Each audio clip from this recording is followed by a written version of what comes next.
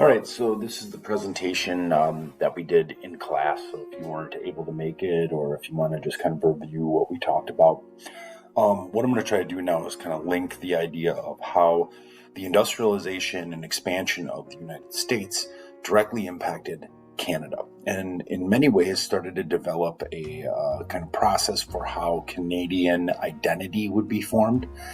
And so this is kind of looking at kind of the idea of the long-term effects of American expansionism on other regions of the Americas, particularly Canada. And this is the first time we're going to really get into the impact of this on Canada.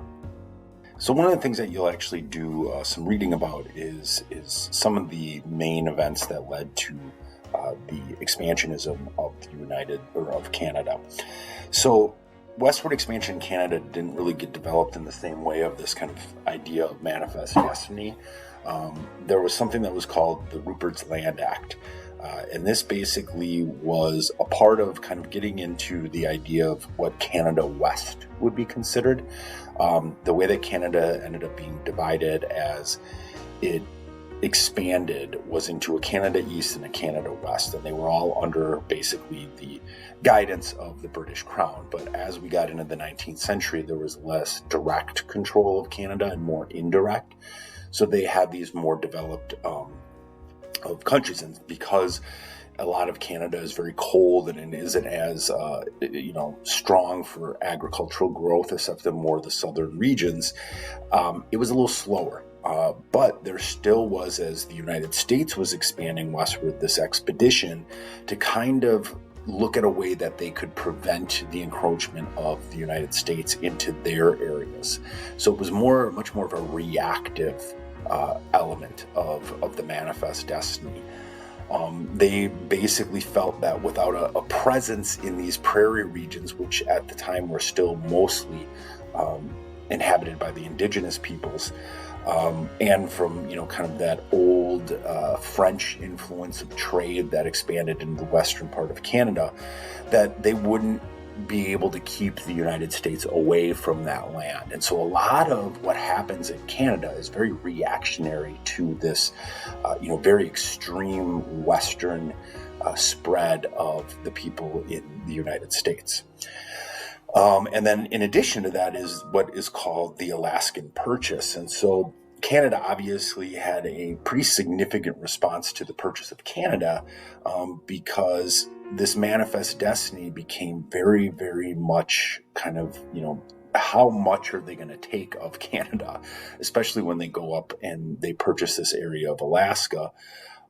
And one of the first examples we get is Canada's first Prime Minister, John A. Macdonald, saying that the Americans were basically resolved to do whatever they could short of war to get possession of their Western territory. And when William Seward negotiated the purchase of Alaska, which was at the time owned by the Russians for $7.2 million, it definitely increased those fears, which initially had been more of a kind of a tertiary, like, here are these people who are not necessarily the government agencies, because a lot of that westward expansion was done independently, but then kind of supported by the government as they went there. Well, in Canada, this is becoming a much more extreme reality. And the weird thing about Canada is that, again, they're still a protectorate of the British Crown, so they don't necessarily have control over how their government could react to some sort of American encroachment on this land. So again, going back to the Ruperts Land Act, is that this eventually became into kind of direct division with the Seward's ice folly, as they say, because Seward basically said that and it was kind of an interesting response, that the Canadian colonists were building excellent states to become American in the future.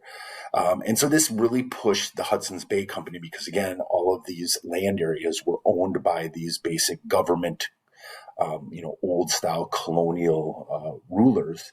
Ruperts Land, which was this area around the Hudson Bay, which is more in kind of the northeastern part of Canada, but it extended all the way west.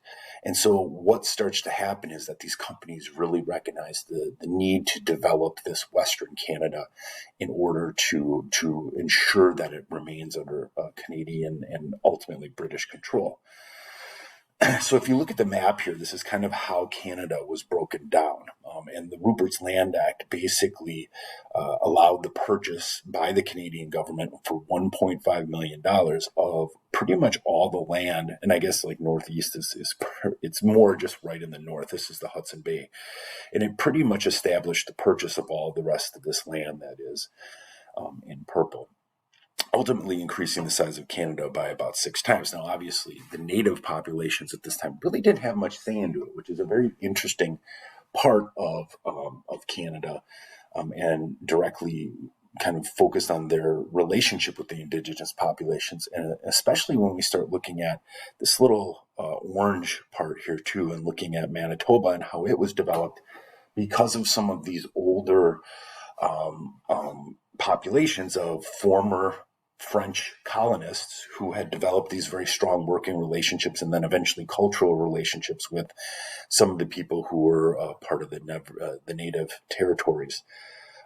They were referred to as the Métis, and they became very much kind of an interesting part of the development of a lot of the Western territories of Canada.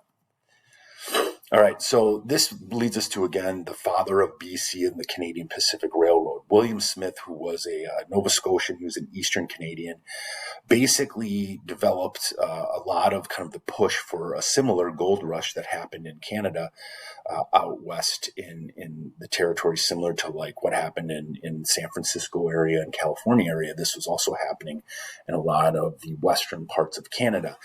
And he basically developed a party that led to the desire for a union with Canada and entrance into confederation with some of the Eastern Canadian states. This basically allowed for Canada to now develop what would be kind of a unified national Canadian country, and not so much a divided different group of entities throughout that part of the continent. And we then eventually see the development in the mid to late 1860s. And noticeably, if you can notice the dates of when these things are happening, this is all happening during the Civil War. And there was a general feel in Canada that the United States would come out of this Civil War with a hugely powerful military, which they did, and eventually would use that military in fighting in the westward expansion, particularly in the Indian Wars. And then that directly developed a more kind of beginning part for Canadian nationhood and identity by creating a parliament and a federal government in Ottawa. All right, and so then that also developed the establishment of a Northwestern police, more of a military for Canada, because prior to this, if you were in the military in Canada, you were basically just a British soldier. And so more and more people started moving out west, and there was more of a development in writing laws and really creating a military element that could protect people from Americans who would go across the border and attack the Canadian citizens living in these Western territories. Most of this idea of American lawlessness was a kind of invitation to trying to provide annexation. A very similar tactic was used in Texas in the early 1800s, where Americans were constantly immigrating into these territories and then eventually would just say, well, it's part of America now. So this was kind of a similar police force. And if you've ever seen the Mounties, they're the guys in the big red jackets on the horses with the kind of interesting little hats. And one of the events that happened in 1870 is that there was a collective march of these officers that headed towards Manitoba, which they kind of established as this way to police the West. And it's interesting because all of this was very reactionary to what American citizens were doing in these areas of what were kind of the early territories out west of like what is today Montana and the Dakotas. And then ultimately, like kind of referencing when this land is collected and kind of unified and then policed, the Canadian Pacific Railroad was formed, and this ultimately kind of similar to the United States with the creation of the Transcontinental Railroad. The CPR was finished in 1885, created a real kind of national Canada, and ultimately was referred to as the Canadian National Policy. And again, very similar kind of, going forward of the Industrial Revolution of creating kind of a combination of a unified state developing over the economic strength of this growing country. So that's just a little background into the idea of Canada. What you're going to do now, based off of the reading that you did this week, is answer these 4 questions using the documents that are in the summative assessment, and that'll be due at the end of the week.